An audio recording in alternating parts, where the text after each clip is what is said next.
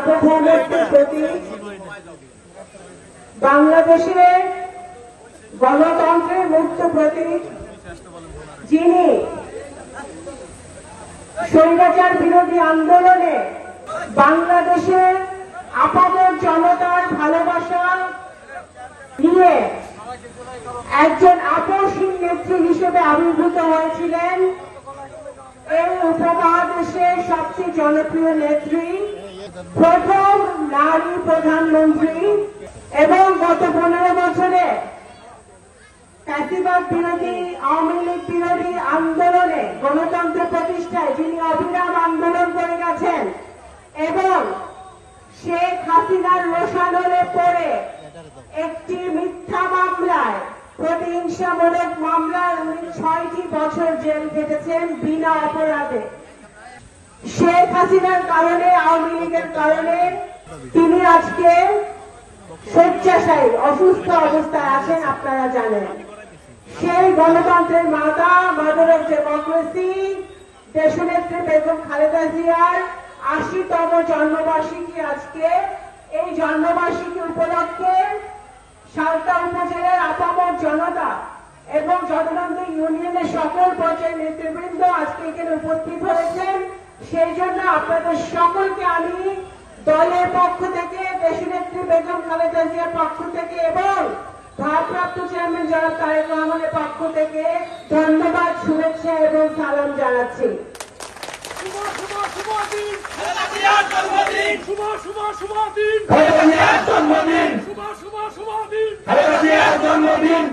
আজকে এই সমাবেশ যে আয়োজন করেছে, দোয়া মাহফিল আয়োজন করা হয়েছিল, আমি ভেবেছি যে আমি এখানে, আমার আরেকটা প্রোগ্রাম ছিল জগন্নাথ ইউনিয়নে, এই যে একটা শিশু এখানে ইন্তেকাল করেছে, ওখানে আমি গিয়েছিলাম। আমি ভেবেছি যে দোয়া মাহফিল শরীর হয়ে আমি অন্য কাজে যাব, কিন্তু আমি অবশ্যই এই আয়োজনকারীদেরকে ধন্যবাদ জানাতে চাই, জিহাদকে ধন্যবাদ জানাতে চাই এবং জগন্নাথ ইউনিয়নের যারা নেতৃবৃন্দরা আছে তাদেরকে ধন্যবাদ জানাতে চাই যে আপনারা দোয়া মাহফিলকে দেশনেত্রী বেগম খালেদা জিয়ার জন্য একটি বিশাল সমাবেশ পরিণত করেছেন। সেই জন্য আমি আপনাদেরকে ধন্যবাদ জানাতে চাই। আজকে এই দিনটি যেমন আমাদের জন্য আনন্দের, তেমনি আগামী দিনগুলো আমাদের জন্য অত্যন্ত চ্যালেঞ্জিং। চ্যালেঞ্জ কেন? কারণ আমরা এক ধাপ এগিয়েছি। আমরা ফ্যাসিবাদের পতন হয়েছে, হাসিনা পালিয়ে গেছে, দেশ এখন নতুন রূপে, নতুন প্রজন্মের জন্য, বাংলাদেশকে তৈরি করার জন্য, বাংলাদেশের উন্নয়ন, প্রকৃত উন্নয়নের জন্য দেশের সকল রাজনৈতিক দল, মত এবং আমাদের ছাত্র আগামী দিনে নতুন বাংলাদেশ দেখার জন্য। আমি আজকে অবশ্যই গত 15 বছরে আমরা যেখানে বসে আজকে এই সমাবেশটি করছি, এই জিহাদের পরিবার, আবুল কালাম আজাদ সাহেবের পরিবার গত 15 বছরে তারা অত্যন্ত নির্যাতিত, তারা বাড়িতে থাকতে পারেনি, পরিবারের কেউ ঘরে থাকতে পারে নাই।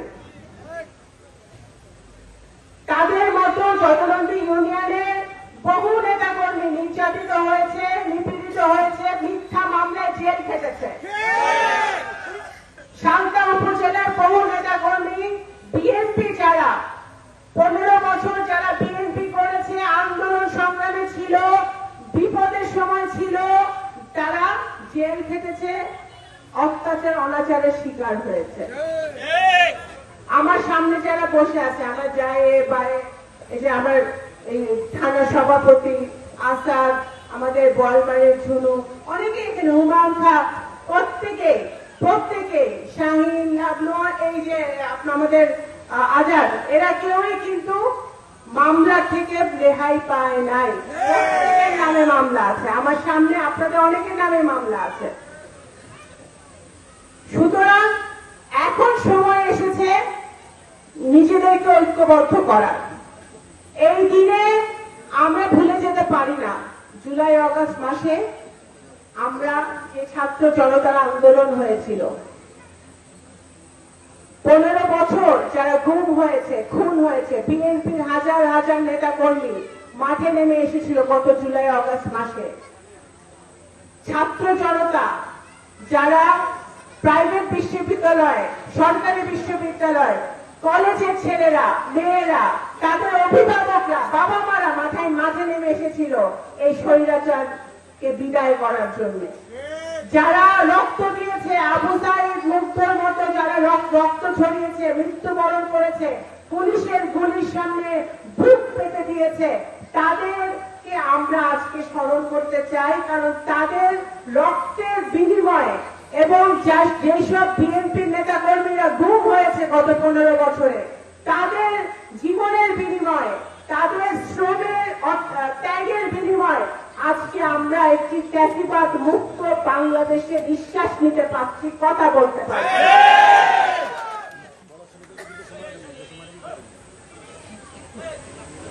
অত্যন্ত দুঃখজনক ব্যাপার, এই 15 বছরে বাংলাদেশের বহু নাগরিক, সেটা রাজনীতি করুক বা না করুক, সাংবাদিক, ব্যবসায়ী, শ্রমজীবী মানুষ, কর্মজীবী মানুষ, তারা এই সরকারের রোষানলে পড়ে তাদেরকে পালিয়ে যেতে হয়েছে দেশের বাইরে। এই পরিবার আবুল কালাম আজাদ চাচার বড় সন্তান, উনি ইন্তেকাল করেছেন, কিন্তু ওনার দেশের মাটিতে, দেশের বুকে এসে দেশের মাটিতে কবর দেওয়ার সৌভাগ্য তার হয় না। কারণ আমরা ছিলাম একটি ফ্যাসিবাদ অধীনে, তাদের অত্যাচারের অধীনে। আজকে আমরা একটি নতুন বাংলাদেশের স্বপ্ন দেখছি। নতুন বাংলাদেশের স্বপ্ন আমাদেরকে কে দেখাচ্ছে? দেশনেত্রী বেগম খালেদা জিয়া, যার জন্মবার্ষিকী আজকে আমরা পালন করছি, এবং ভারপ্রাপ্ত চেয়ারম্যান জনাব তারেক রহমান, যিনি এই সরকারের রোষানলে পড়ে একের পর এক মিথ্যা মামলা খেয়েছেন।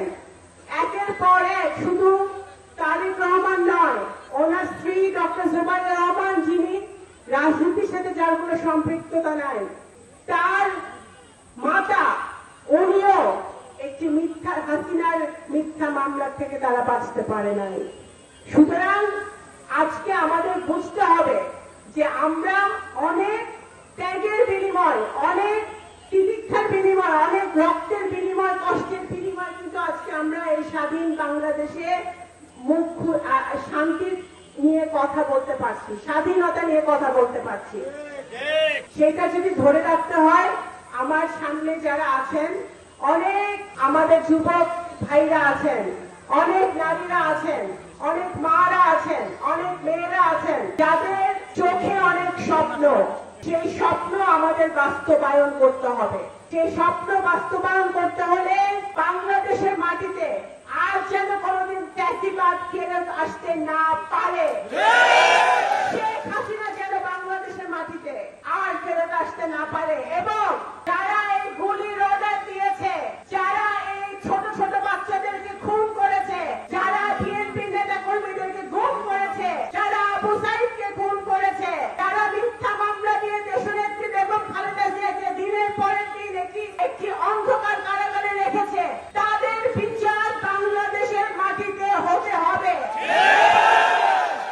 বিচার যদি এই অন্তর্বর্তীকালীন সরকার শুরু করেছে, কিন্তু ইনশাআল্লাহ বাংলাদেশ জাতীয়তাবাদী দল যদি জনগণের ভোটে নির্বাচিত হয়ে সরকার গঠন করে ভবিষ্যতে, তাহলে এই প্রত্যেকটা আসামির প্রত্যেকটা গুনার বিচার করবে দল।